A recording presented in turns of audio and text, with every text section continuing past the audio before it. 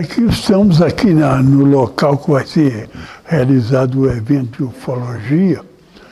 Hoje, dia 10 de agosto, às 19 horas. E contamos com a presença daquelas pessoas que são interessadas no assunto. O evento é divulgar a ufologia, as pesquisas. Vários pesquisadores estarão presentes, né? Cada um vai divulgar suas pesquisas. A primeira vez que eu vi um disco voador durante o dia foi ali na Praça Raul Leite.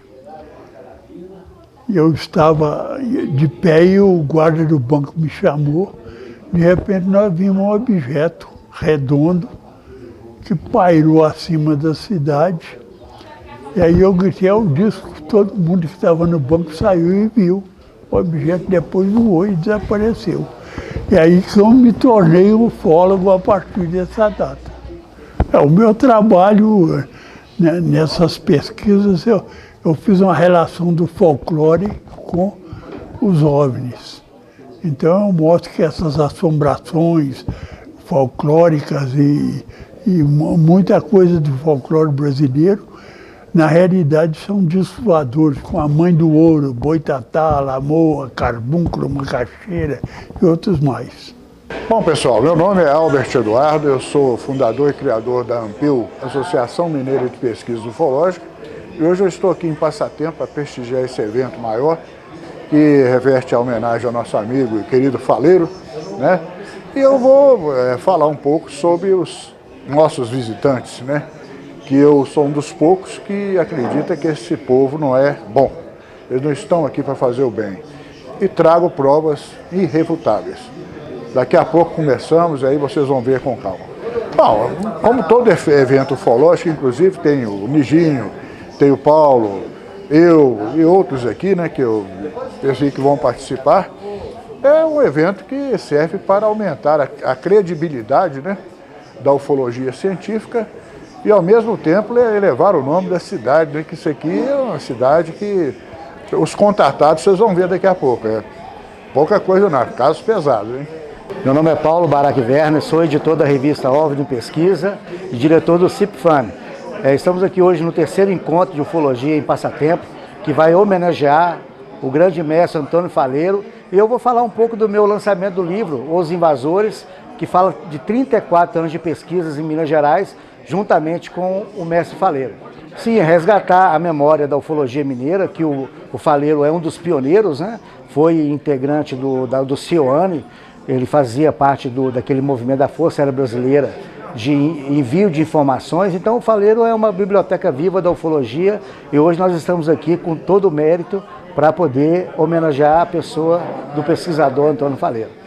Meu nome é Afrânio Lúcio Vasconcelos, sou delegado-geral da Polícia Civil, aposentado, pertenço ao Centro de Pesquisa de Discos Voadores do nosso amigo Gevaé, e estamos aqui a convite do meu amigo Antônio Faleiro, Nijinho, para participar desse honrado evento sobre discos voadores. Essa cidade de Passatempo, da qual eu fui delegado em 1988, e foi a única cidade que eu tive a oportunidade de ver um OVNI na Praça Central de Passatempo em 1988, juntamente com a minha esposa e com meu filho, que havia na época apenas 2 anos de idade. Oi, meu nome é Estevão, sou o presidente da Casa de Cultura. Coincidentemente também sou ufólogo, sou o companheiro do Faleiro aqui em Passatempo, né, e sou organizador desse evento junto com a Casa de Cultura e com a minha equipe da Casa de Cultura. A gente acha muito importante ter um evento de ufologia em Passatempo, principalmente porque é a terra do Antônio Faleiro, que tem 50 anos praticamente de pesquisa. Então, assim, uma forma de homenagear o Faleiro, de trazer para a nossa terra, nossa cidade, né, um evento de tão grande importância, né? Então, a Casa de Cultura se achou, né, no dever de fazer isso, de trazer esse evento, esse trabalho aqui para Passatempo. Então, assim, estou muito feliz, a gente foi muito feliz aqui com o local escolhido, um lugar maravilhoso, né? Está muito bem estruturado aqui. Esperamos que seja um evento maravilhoso aí hoje. Hoje não é tão difícil. Você vai para frente do computador com um pouco de conhecimento de tudo, você acaba se tornando um ufólogo, né? Mas não, o Faleiro começou na época que a coisa era difícil, era muito, assim, o pessoal gozava. Falei, já teve muita gozação, muita coisa assim, mas o trabalho dele, depois que você descobre, que você vê o que o Faleiro fez, o que ele faz, aí você entende. Você fala que, puxa vida, é verdade mesmo, a ufologia é uma coisa impressionante e o Faleiro faz um trabalho maravilhoso. Como que eu entrei na ufologia? Rapidamente vou contar para vocês. Eu levei 25 anos para contar isso para o Faleiro, que eu vou contar para vocês aqui agora. Levei anos e anos para contar isso para minha família. E, assim, nunca falei isso nas minhas palestras, sempre... Eu achava o seguinte, que a partir do momento que eu resolvi me tornar um ufólogo, pesquisador e acompanhar o Faleiro, eu falei que se eu contasse isso, ia dar a impressão que eu estava tentando, assim, criar uma situação para que eu pudesse entrar na ufologia, e não era o que eu queria, né? E meu pai morreu em 1984, e ele morreu em abril de 84. E em maio, 2 meses depois, eu saía toda noite, ele deixou um carro pra gente na época, e eu ia para esse carro, deitava lá dentro do carro e ficava ouvindo rádio AM, isso em 1984. E num desses dias eu deitava o banco do carro e ficava deitado lá ouvindo o rádio e olhando no retrovisor, que eu só olhava no retrovisor, para ver se chegava alguém atrás. Meu irmão era muito brincalhão, com medo dele chegar e fazer alguma brincadeira. E num desses dias que eu fiz isso, eu vi um ser em cima do muro, no lote vago, atrás assim, minha garagem está aqui, logo em frente, que onde hoje é a casa do Eustáquio Ferreira, que está aqui. E era um muro e eu vi um ser lá em cima, e ele estava em cima do muro, sentado assim, com a mão na frente, e me olhando. E ele tinha um olho vermelhinho.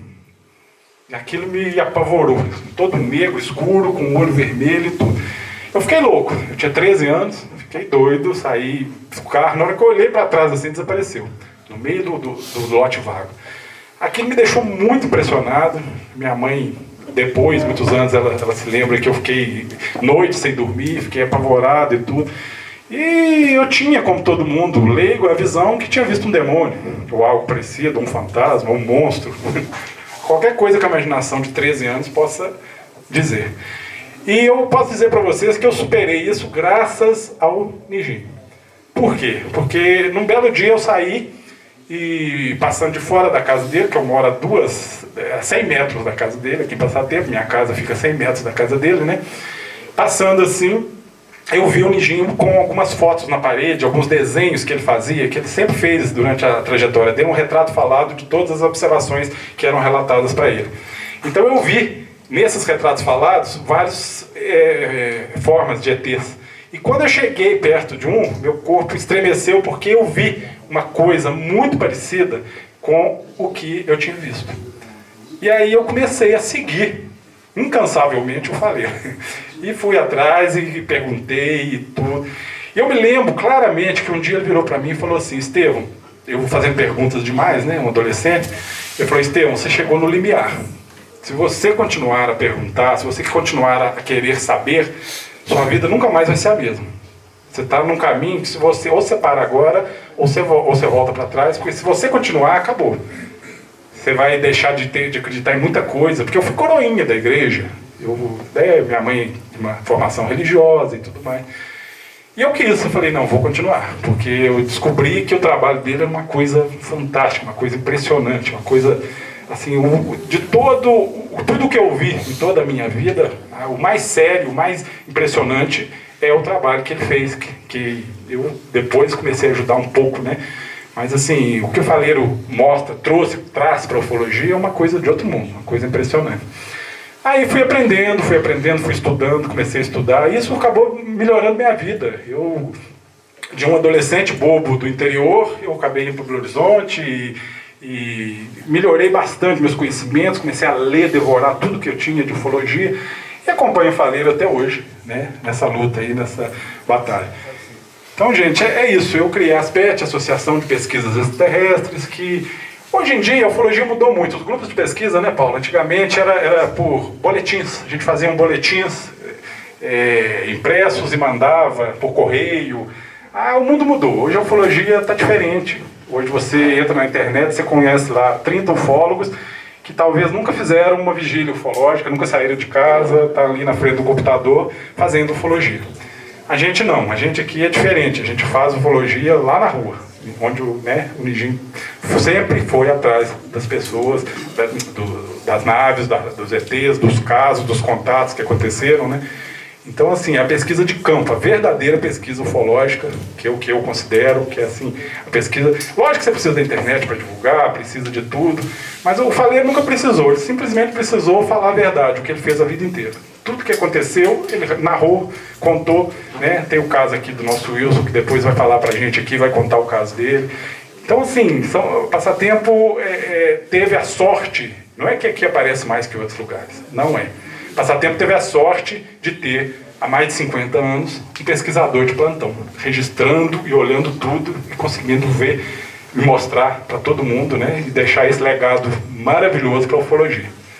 Então é isso, gente, é uma apresentação rápida aqui, cada um dos meus colegas aqui, eu vou pedir que façam uma apresentação também, para que vocês possam conhecer, e logo após vai estar aberta a perguntas. Vocês podem fazer as perguntas que vocês quiserem, vocês têm 5 pesquisadores de ufologia aqui para responder, tirar as dúvidas de vocês. Bom, boa noite a todos. É um prazer, uma satisfação. Senta aí, Estevam. Acho que cabe. Ele tá bem gordinho, mas acho que cabe todo mundo aí. Ufologia parece que engorda, né? Bom, primeiramente é uma satisfação estar aqui. Está aqui o Santiago, a Beth, que faz parte do grupo de associados da revista Hora de Pesquisa, né? E está do lado do Faleiro novamente, do Estevam, que ano passado a gente fez uma homenagem a ele, né, Faleiro? Acho que foi a primeira vez que ele chorou no evento, que foi lá no Monte Carmo, né, no shopping, no nosso evento.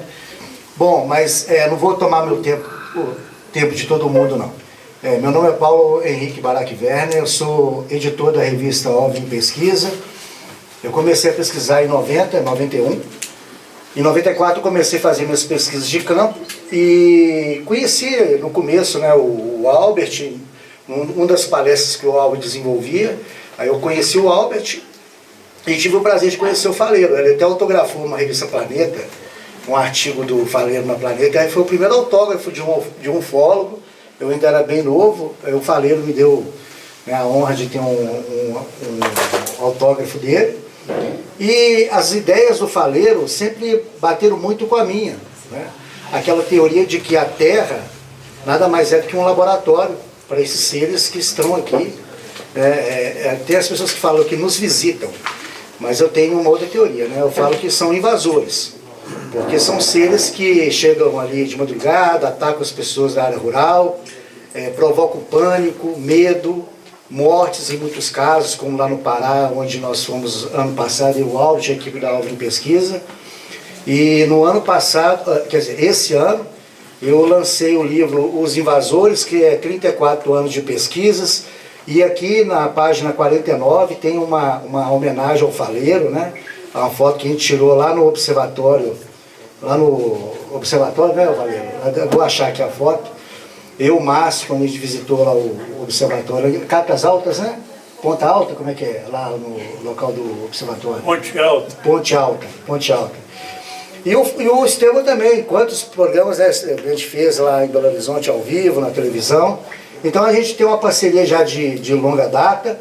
E no ano de 2018 a gente tem um passo mais longo, que foi o lançamento da revista OVNI Pesquisa, que está aqui. Eu não trouxe uma de presente para o Faleiro, está aqui, Faleiro a sua, né?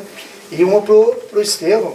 E essa é a última edição, um livro para você, um livro para o Estevam também, está aqui. Legal. E a proposta da revista OVNI Pesquisa é resgatar justamente o que o Estevam falou, que é a pesquisa de campo. Se a gente for parar para pensar, a coluna que sustenta a ufologia é a pesquisa de campo. Se hoje nós temos estatísticas, se nós temos formatos de naves, tipologias de seres, modus operandi desses seres, é porque no passado o Antônio Faleiro foi a campo, fez relatórios, o Estevam foi, o Albert foi, e o conjunto de todos esses dados se converte na ufologia científica, que apresenta esses dados para a gente formar uma ideia, não uma ideia geral do que é a ufologia, mas pelo menos umas peças do quebra-cabeça. E eu me sinto honrado de estar aqui hoje, ao convite do Estevam, de participar dessa homenagem ao Faleiro. e apresentar também o nosso trabalho, no qual vocês todos fazem parte. Então, novamente obrigado à presença de todos, e vou passar aqui a palavra para quem? Pro Albert. Eu sou fundador da Ampeu, estou na ufologia desde 1981, oficialmente, né? Onde eu criei esse grupo. A minha história na ufologia, eu vou limitar aqui, não dizer o que me levou à ufologia, não vou contar o caso, que ia demorar demais. Mas eu tive 2 contatos significativos. Um quando eu tinha por volta de 8 anos, eu vi 3 bolas luminosas passando próximo à minha casa, que saiu do aeroporto, dirigia do aeroporto da Pampulha até a Serra do Curral, em Belo Horizonte. Quem mora sabe. E eu tive 3 testemunhas ilustres, né? Que eram o Roberto Drummond, Milton Nascimento e o Loborges. Eles estavam saindo do Palácio do Rádio na hora e viram as mesmas coisas que eu vi. E anos depois, vamos dizer 6 a 8 anos depois, eu tive a visão definitiva, que foi a 1h da tarde, uma nave, não uma coisa que parecesse uma nave, era verdadeiramente um disco voador. Ele tinha uma cor chumbo, entendeu? Tinha mais ou menos um tamanho de uns 30 metros de diâmetro. E aquilo ali foi praticamente o vírus que me picou para pesquisar ufologia. Eu comecei ali com um sonho idiota, já pulando para a fundação da Ampeu. Um sonho bobo, um sonho assim, simples. Eu queria, a Ampeu significava Associação Mineira de Estudos de Exobiologia e Ufologia. E a intenção era associar, pegar o pessoal e formar ali um grande arquivo, né, de conhecimento público. Não ficar escondendo casos de um lado para o outro e dizendo que eu sou melhor, eu sou maior, enfim, né? Mas o pessoal não entendeu direito a proposta, então não deu certo. Mas eu estou do lado dessa lenda aqui, que é o Nijinho, e o Nijinho sabe muito bem quantas palestras eu fiz em Belo Horizonte e quantas ele participou, que ele era a figura central. Ali também estava o Birajara, estava o Alberto Francisco do Carmo, o Vibrante Aleixo, enfim, né? Ali começou a minha história na ufologia. Agora, eu devo dizer o seguinte, eu sou o pesquisador mais antipático da ufologia. Eu seria mais ou menos como naqueles programas de calouros, né? Eu seria o Pedro de Lara, aqueles caras mais chatos que dá 0 para todo mundo, sabe? Porque eu nunca gostei, eu nunca participei dessa ideia que esses seres rompem distâncias estelares para vir aqui no nosso mundo, interferir no meio político-social, não tem nada a ver com eles. E as provas, as evidências estão aqui no livro dos invasores e estão nas testemunhas que normalmente têm contato com esse povo. Você pode ver que as agressões físicas e psicológicas são altíssimas, sabe? E dizer que esse povo está aqui para fazer o bem, com que objetivo? A nossa ufologia é uma ufologia científica, tanto que vocês já perceberam que existe aqui, nós somos democráticos nas nossas opiniões. Mas todas elas convergem em um final não muito agradável. Vocês vão perceber que a maioria das vezes que esses seres entram em contato com os seres humanos, nós saímos perdendo. E não é pouco, não é muito. Existem casos de pessoas que deram sorte, como o caso do nosso nobre amigo aqui, que vai ser relatado ainda há pouco. Ele esteve de cara, de frente com um desses seres, sabe? Mas as sequelas que ele teve, que eu já percebi, que é um pouco de perda de visão e da audição, são basicamente consequências desses contatos. Nós temos inúmeros contatos aqui, inclusive narrado nesse livro, o caso de Jaque Eloy, o caso do Silvio José dos Santos, o caso do Geraldo de Fátima, e por aí afora. Todos eles com o mesmo sentido pós-contato. E os traumas que vêm daí para frente, alguns levam a vida normalmente igual eu levei. Entendeu? Mas outros não têm a mesma sorte. E esses que não têm a mesma sorte, realmente eu fico preocupado. As provas e as evidências estão aí. Querer dizer o contrário é querer maquiar a ufologia, como os Estados Unidos andou fazendo. Criaram seres grandes, pequenininhos, olhudos, cabeçudos. Isso é uma mentira. Eles existem realmente, esses seres existem. Mas é uma pequena parcela. Se você pegar nos anos vamos dizer aí, 40, 50, 60, 70, se falavam em seres muito parecidos com a gente. Seres que até poderiam estar andando no nosso meio. E eles lá na América do Norte, espertamente, falaram assim, não, nós temos que bloquear isso aí. Disco voador e ser extraterrestre agora vai ser assim, ó, se não for cinza, verde, cabeçudo e olhudo, não é extraterrestre. Entendeu? Isso é uma bobagem, que nós temos inúmeros casos que provam o contrário. Não querendo especificar e dizer que seres menores, seres greys, seres... Não existe, não é nada disso. Mas eles não são essa quantidade que eu falo. Estão tentando agora mudar o nome da OVNI, objeto voador não identificado, agora é o ápice. Se você traduzir é a mesma coisa. Com que objetivo? A NASA, que nunca falou em extraterrestre de voador, agora está aparecendo um grupo de idiotas, né, na frente da televisão, dizendo que vai falar, que vai fazer, e não fala coisa nenhuma. Então isso aí leva a gente a desconfiar que tem alguma coisa atrás da cortina, nos bastidores. Então é hora de a gente começar a repensar. Terminando, eu digo a vocês o seguinte: eu pesquiso a ufologia julgando eles da forma que eles se manifestam, não da forma que eu queria que fosse. Sabe? E o que eu tenho visto realmente é preocupante. Muito preocupante. Já ouvi falar isso lá atrás, o Faleiro já tem casos aqui, e por aí afora pesquisadores sérios falam a mesma coisa. Então é preciso que a gente se afine nisso.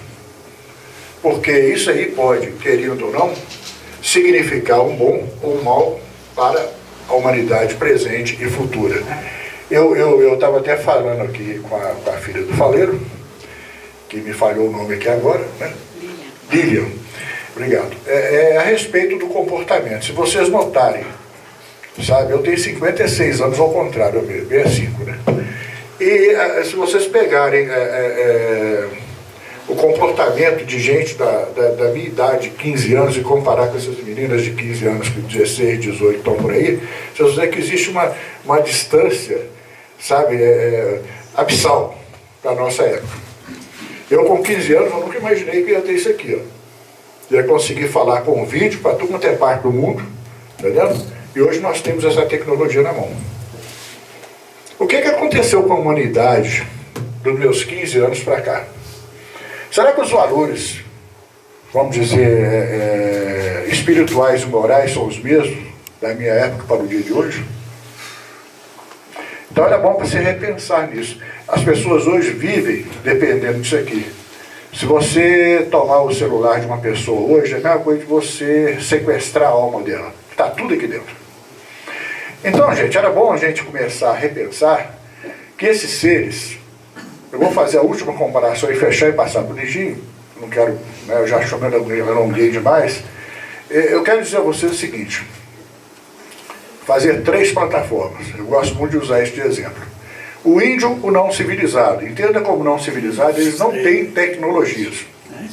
Não tem geladeira, não tem televisão, não tem rádio, não tem celular, não tem satélite, não tem nada. Nós, os civilizados, nós temos. Agora você imagina eles, os super civilizados. Tem isso e muito mais, com maior tecnologia. Porém, esses seres, se você virar os valores no campo moral e espiritual, eles vão lá para baixo. Nós continuamos no meio e o índio vai lá para cima. Porque vai falar com o índio sobre natureza, vai falar com o índio sobre conservação do meio ambiente. Olha o show que eles dão para a gente, olha o que nós estamos fazendo. Então entendam que nós estamos para eles, assim como o índio está para nós. Olha o que nós fazemos com os índios desde a época do descobrimento até hoje. E nós, principalmente os da minha raça ariana, somos meramente invasores, não somos descobridores. Nós não descobrimos o Brasil, nós invadimos. E olha o resultado aí. Então, pessoal, é uma breve apresentação. Por isso que eu sou um Pedro de Lara da ufologia, porque eu não passo pano para gente que eu não conheço. Eu julgo da forma que eles se manifestam, não da forma que eu queria que fosse. Entendeu? Então eu vou passar agora para o nobre amigo, essa lenda da ufologia, Ou você que vai primeiro? Pronto. Meu amigo aqui que vai primeiro, você falhou o seu nome aqui? Afrânio. Afrânio. Foi um prazer te conhecer também. Obrigado pelos seus livros. Boa noite a este excelente auditório, ao meu amigo Liginho. Eu cumprimento aos componentes da mesa.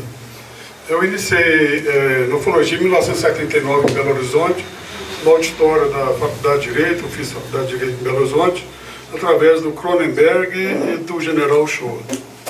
Posteriormente, eu passei no concurso de delegado e iniciei minha carreira em 1986. Em 1988, eu vim ser delegado de polícia de passatempo. Eu fiquei aproximadamente 20 anos no sul de Minas. E tive a honra de conhecer o Nijim em 1986. E nessa trajetória que eu aprofundei mais ainda meus estudos na ufologia. E aqui foi a única cidade que nós tivemos um avistamento, eu, minha esposa, Ana Maria, que está aqui na frente, e meu filho, na época, tinha 2 anos. Na praça principal aqui, Raul Leite. Então nós vimos um OVNI, né, uma situação inesperada, na época ninguém, não existia celular e quase ninguém andava com máquina fotográfica. Então foi um evento que marcou muito na minha vida. E prosseguindo, né, na minha profissão, eu fui ser delegado em Paraguaçu, morando em Três Pontas, com a regional em Varginha. E tive por determinação do secretário de Segurança na época, acompanhar o caso de Varginha. Estritamente com relação ao P2 Xerez, que é um polícia, né? P2 é a polícia de investigação da PM. Ele foi abordar um ser alienígena, daqueles que caíram lá em Varginha, e ele sofreu um arranhão no braço, em consequência uma sepsemia, e faleceu dias após. Nós fomos apurar a morte dele. Posteriormente, eu vim para Belo Horizonte e me aposentei como delegado do meio ambiente, onde eu fiquei 5 anos. Posteriormente, nós fomos também para Colares, nós fomos para fazer um estudo mais aprofundado da Operação Prato. Desloquei de Belo Horizonte a Belém do Pará de carro, nós demoramos 1 mês para chegar lá. Então, Colares, quem já foi lá, é uma ilha, né? Ficamos lá alguns dias, fizemos as pesquisas e o ano passado estivemos em Barra do Garças, num congresso espetacular, que era de parapsicologia. Minha esposa era psicóloga, eu já estou mais ligado à ufologia, ligada a fenômenos parapsicológicos. Uns 10 anos atrás, tive a honra de conhecer o Paulo Werner, né, num congresso internacional que foi realizado em Belo Horizonte, no Hotel Otton Palace, as maiores autoridades, né, desse país da ufologia. Então a gente vai pesquisando, vai acompanhando, e o Nijim me telefonou há pouco tempo e não poderia deixar de vir a esta hospitaleira cidade. Eu tenho um museu de Nostradamus, é o único no Brasil. Nós moramos em Sabará. Depois eu vou passar o folder para vocês. Eu escrevo sobre Nostradamus há 37 anos. Eu e Nostradamus, nós nascemos no mesmo dia, 14 de dezembro. E minha esposa tem o mesmo nome da esposa dele.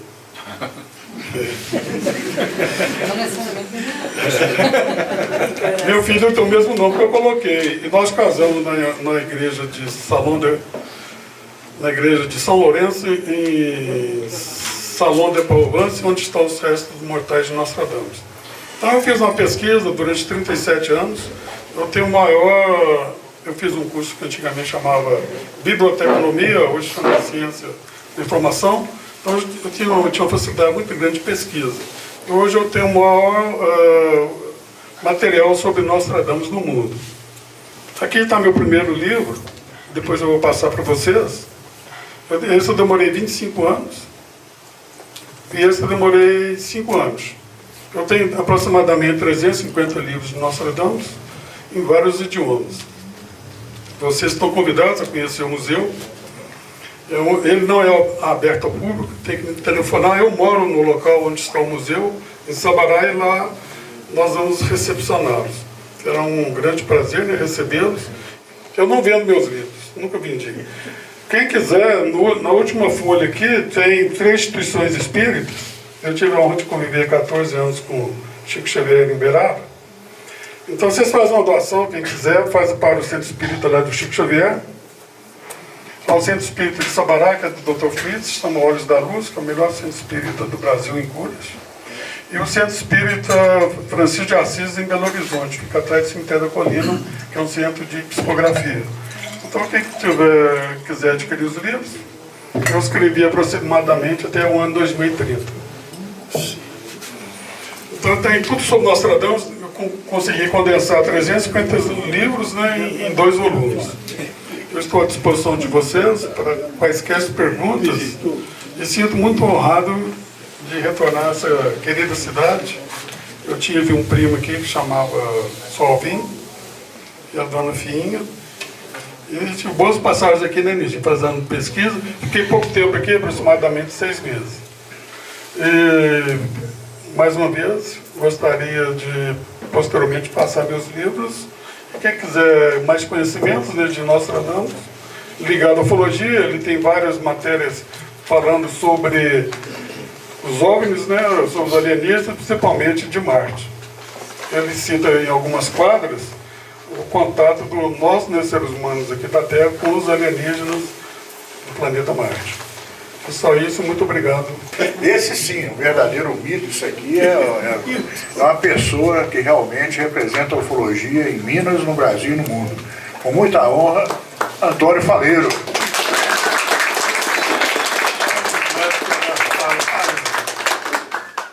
Eu, em 1958, eu estava aprendendo música, aprendendo a tocar violino. Então, aqui em Passatempo, lá pelas 10 horas da noite, a cidade estava deserta. Aí eu pegava o meu violino e ficava arranhando ele lá na varanda de casa. E o meu pai debruçado, uma noite de calor, na varanda. De repente meu pai falou, vem cá para você ver. Quando eu pulei assim, nós vimos, atravessou uma bola de fogo, retinha atrás da igreja matriz, foi para o Morro Grande. E o meu pai, em 1950, já era um leitor de livros sobre discos voadores. Ele mandava comprar livros traduzidos, porque não tinha ainda pessoas que escreviam livro no Brasil. 1950. Eu tenho os livros deles todos lá em casa. E depois eu vi outros avistamentos, inclusive de uma nave-mãe uma vez, juntamente com a minha esposa. Mas quando foi em 1978, eu estava na frente da casa do meu pai. E um guarda de banco na frente do Banco Real, onde hoje é o Cicobi. Aí esse guarda do banco me chamou. Vem cá para o senhor ver uma coisa. O que é aquilo? Eu falei, aquilo é o planeta Vênus. E realmente era o planeta Vênus que a gente estava vendo. Era uma estrela bonita, né? Durante o dia, o planeta Vênus aparece em agosto. Aí, de repente, ele falou, mas o que é aquilo lá? Quando eu olhei, vinha um objeto redondo e de cor cinza, sem ruído algum. Ele veio voando, parou a pino sobre a cidade. Ele tinha maior que um pneu de caminhão. Parou a pino da cidade. Aí eu abri o peito. Olha o disco voador! O povo que estava dentro do banco saiu todo mundo viu. Isso era de dia, 1h35 da tarde. E a partir desses dias, eu falei, se esse troço aparece aqui durante o dia, à noite deve ser muito pior. E comecei a perguntar às pessoas que eu encontrava na rua, principalmente na zona rural. Você já viu o disco voador? O cara falou, não, nunca vi isso não. Eu falei, essa pergunta está errada. Eu tenho que fazer ela diferente. Você já viu alguma assombração? Algum fantasma? Ah, já vi. Já vi a Mãe do Ouro. Já vi o carro fantasma. já vi a Mulher de Branco, já vi o Saci Pererê, e por aí foi. Aí eu fui na prefeitura, tinha um livro de folclore, e comecei a estudar o folclore. E nesse livro eu descobri uma carta de 1560, escrita pelo Padre Anchieta, onde ele contava que via bola de fogo voando sobre as praias e rios, que os índios, e aquilo corria atrás dos índios e às vezes os raptava, o índio desaparecia. Já eram os OVNIs em 1560. E aí eu comecei a pegar a lamoa, macaxeira, Mulher de Branco, Saci Pererê, Boitatá. O Saci Pererê, por exemplo, não é a lenda que vocês conhecem. Diz que é um negrinho que monta num cavalo e tal, e tem uma perna só. Nada disso. Os índios contavam que era uma coisa que vinha rodando igual Furacão? um redemoinho, e aquilo pousava, soltava um pé, e de dentro daquele pé saíam seres pequenos que os índios chamavam de sacis. Isso é lenda indígena. A mula sem cabeça não é uma lenda atual, é uma lenda também dos índios. O cavalo sem cabeça. Um disco posado, tipo o que raptou Vilas Boas, com a cauda afinando, parecendo uma cauda de cavalo, e com farol para frente. Então eles falavam que aquilo era a mula sem cabeça, soltando fogo pela garganta. Os índios não conheciam energia elétrica, então aquela farol era o fogo. Então chamava de mula sem cabeça. E por aí, lendas e mais lendas mais. Aqui em Passatempo, tinha uma lenda aqui nessa estrada que vai para Morro do Ferro, que era um carro. Os fazendeiros tinham um carro, e quando morriam, então o povo falava, eu vi o carro de fulano de tal à noite. Um carro fantasma. Você lá ia pela estrada, de repente vinha um carro na sua direção. Você encostava a estrada estreita para dar passagem, aquele carro sumia, desaparecia. O cara ficava doido, ué. Onde é que foi esse carro? Era um disco que vinha voando pela estrada abaixo, assim, e levantava, subia de altura aí. Só aqui eu coletei mais de 100 casos de pessoas que tiveram contato assim, de segundo grau e terceiro grau. Terceiro grau é quando a pessoa encontra o ET. Nós vamos mostrar uma pessoa que hoje, que eu sou Wilson, que teve cara a cara com o ET.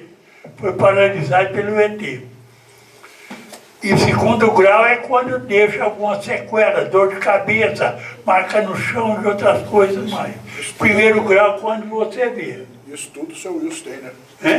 Todos não, o dele eu fui no outro dia lá, eu fiquei sabendo pelo Zé Maria da farmácia, que ele contou o Zé Maria, mas ele não achava que era ET. Ele até achou que era o capeta, porque o cara tinha a forma muito diferente de um humano, orelhas pontudas, né? Olhos vermelhos, né, Wilson? Então ele não achava que aquilo era um ET. Então eu fui lá e você viu o capeta, Wilson? Aí eu falei, mas você viu com o ET. E comecei, coisa ele vai dar a reportagem aí depois. E assim eu vim pesquisando tudo. E depois fui convidado para fazer palestra. Eu já fiz palestra em Brasília, Rio de Janeiro, Curitiba, Salvador. Já fiz muita palestra sobre esse tema folclórico brasileiro. Né? Eu falei, não esquece que você foi da Força Aérea Brasileira também, não. você não esquece que você também foi consultor da Força Força Aérea Brasileira. Ah, é. E quando foi em 1970, a Força Aérea Brasileira lançou um sistema de pessoas que queriam colaborar com ela.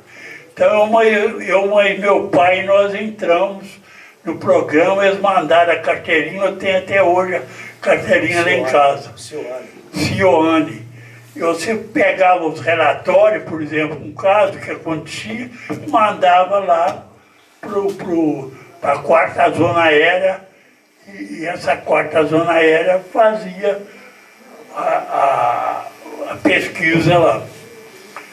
E assim eu tive trabalhos publicados até no exterior. Uma vez o Jevaé levou esse meu tema, folclore brasileiro, apresentou num congresso lá em Las Vegas, né?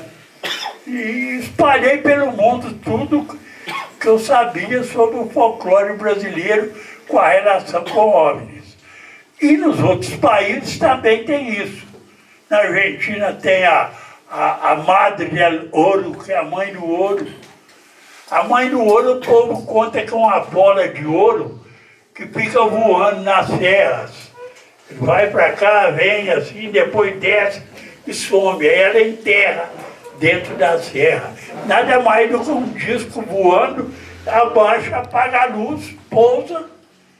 E outras pessoas que passam tempo. Uma vez eu e o Eustáquio fizemos um contato com um disco voador, pisquei o farol da moto várias vezes, ele respondia na mesma sequência, piscava 3, ele 3, 4, ele 4, e eu pedi o Eustáquio, segura a moto aí e acelera. Levantei as mãos para cima na frente do farol, aí o disco levantou da serra, não foi, Eustáquio? Levantou da serra e começou a crescer, aquela bola luminosa. Eu falei com ele, vamos tirar o time. Eu quero ser o caçador, não quero ser a caça, não. E aí, nós viemos, né, eu montei na moto, eu estava na garupa e viemos embora. E a coisa mais incrível aconteceu. O disco seguiu a motocicleta. Ele seguiu a motocicleta, eu guardei a moto lá em casa, fui para o quarto, lá que dá para a rua. Escutei um barulho, pá! Logo depois que eu cheguei. No outro dia, o Perá Silva estava batendo na minha porta. Olha, filho, tem um caso aqui para te contar. Fiquei sabendo do caso do Wilson pelo Zé Maria da farmácia, já falecido. Ele me contou e eu fui lá pesquisar o Wilson. Porque o Wilson estava meio apavorado, porque o ser ele tinha os olhos vermelhos, né? E não era uma aparência humana. Então ele ficou com medo, ele achou que era até o diabo, né? Então eu fui lá entrevistar o Wilson. E o Wilson vai nos narrar aqui, porque ele viu naquela noite lá, que você foi buscar os cavalos lá no curral. O negócio é que cheguei em casa lá, a mulher lá em casa falou comigo, não precisa ir lá olhar não, porque eu já fui. Aí eu falei com ela, eu vou lá. Quando eu cheguei lá, distância de 1,5 metros, veio, eu parei, desceu, sortou ele lá, e eu parei, seguiu, encostou na beirada do matinho. E aí ele contou que ela parei para mim, meio igual uma caneta. Você viu um homem, né? Como é que era a aparência desse sujeito? Aí ele era negrinho pequeno, um macacão preto. Fui mais perto.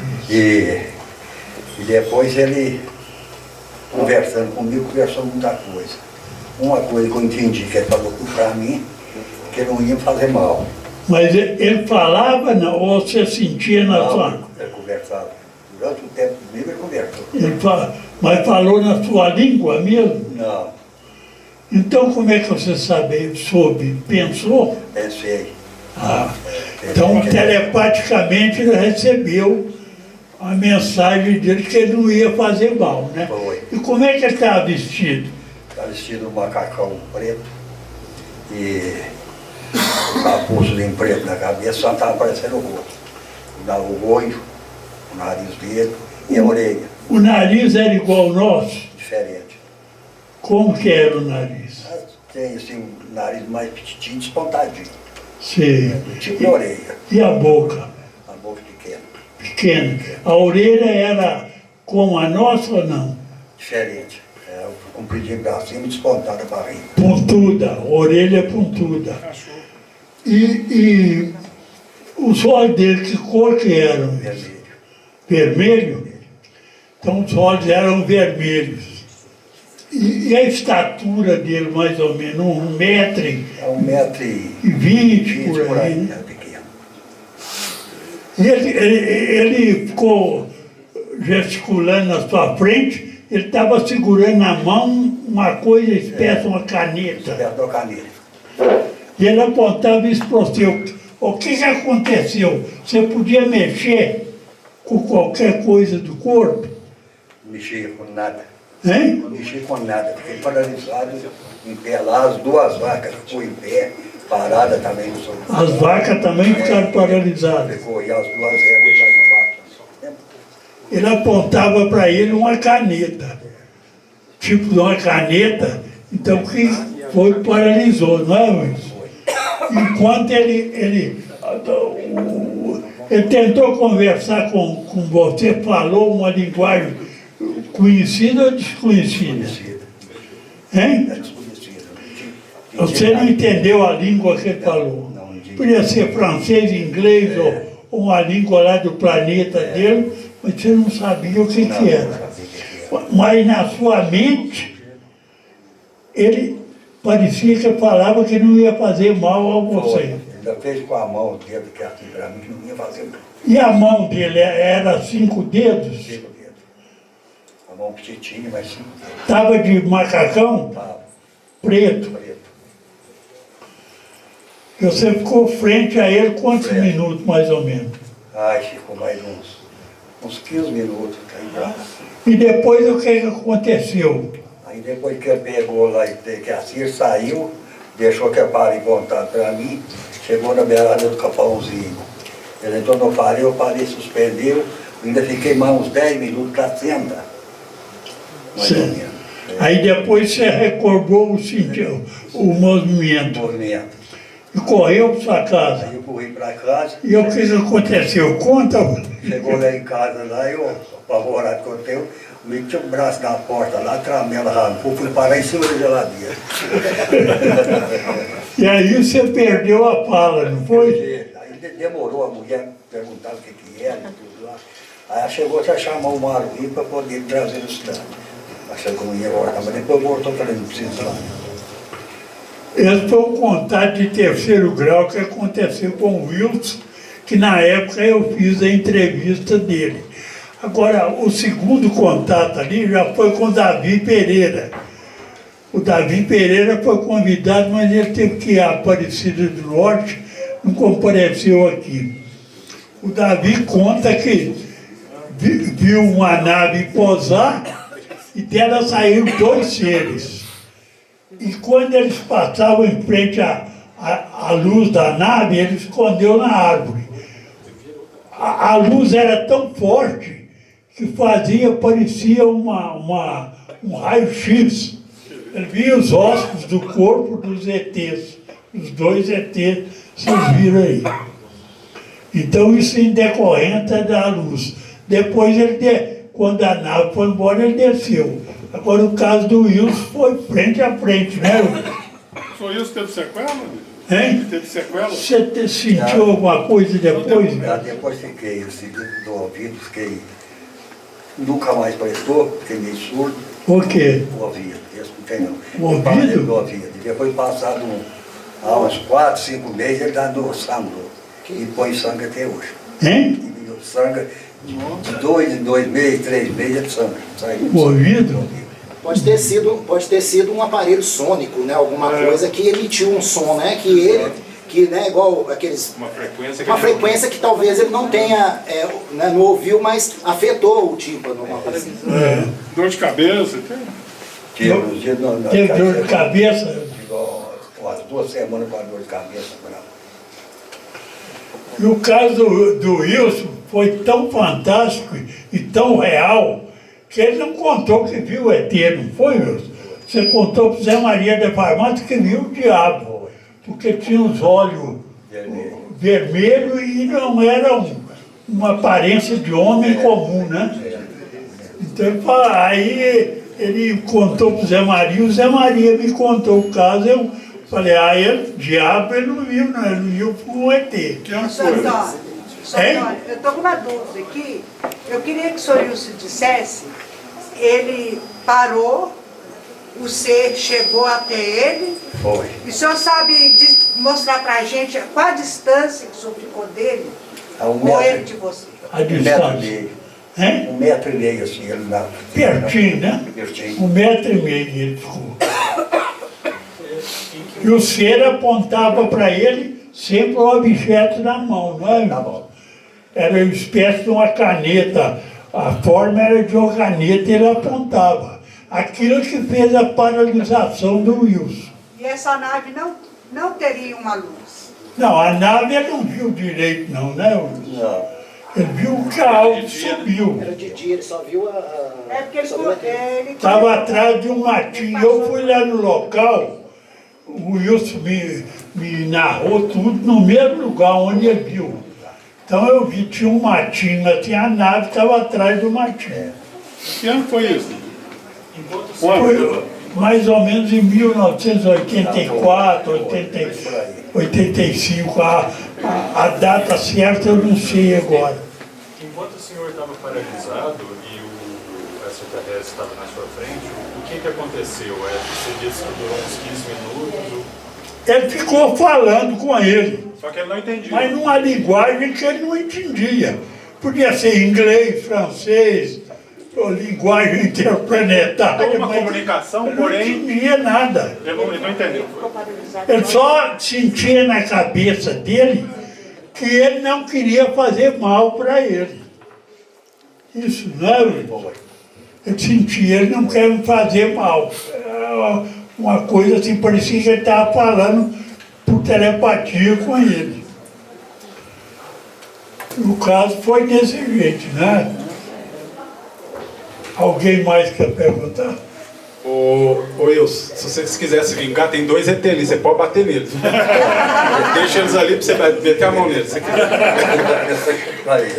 Ô Wilson, eu quero te agradecer muito por você vir aqui, se dar esse trabalho, né, de vir contar isso pra gente. Gente, o Wilson conta isso, foi um dos primeiros casos, né, ele nunca mudou uma frase. Nunca mudou. Ele mesma história e tudo. Então, gente, é isso que eu chamo da ufologia mesmo, porque é nesses casos que... Pergunta para você, teve algum problema de saúde posterior ao contato? Além do ouvido... Teve um problema de saúde depois? Aí depois fica essa sequela do ouvido esquerdo. Ele falou que começou a sair sangue. Deu sangue, sai sangue até hoje. Vamos sair bastante. E o olho esquerdo também enxerga bem menos. O olho? O senhor chegou a fazer algum exame, alguma coisa? Né? Hein, senhor Wilson? Foi? O senhor chegou a fazer algum exame? Alguma coisa assim? Agora para não podendo poder fazer exame. Exame de sangue? Está ruim. Exame de vista agora?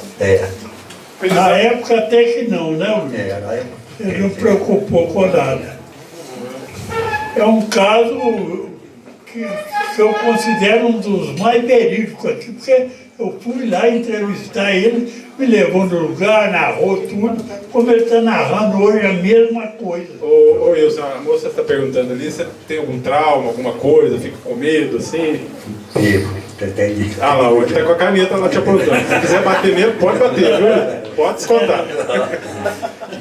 Oi, gente, nós vamos agora para a fase final, né? De agradecer o Wilson, muito obrigado por ter falado com a gente, contado esse caso aí. É o seguinte, gente, nós vamos agora fazer uma homenagem aqui E logo depois vai ter um lanche, tá? Tem um caldo de feijão, um caldo de mandioca ali para todo mundo, à vontade, tá? Tem pão de queijo, café, nós vamos fazer um lanche. E depois nós vamos fazer uma vigília ufológica. Quem quiser participar, é só nos seguir, nós vamos para o ponto onde eu Faleiro fazemos vigília há anos e vamos estar lá. Mas antes, tá? Tem um vídeo aqui, uma homenagem que nós vamos fazer. Tá frio hoje. Tá frio. Sou Wilson, não vai não. Sou Wilson, não vai não. Ô Wilson, muito obrigado, viu? Muito obrigado por você ter dado esse depoimento pra gente. Obrigado.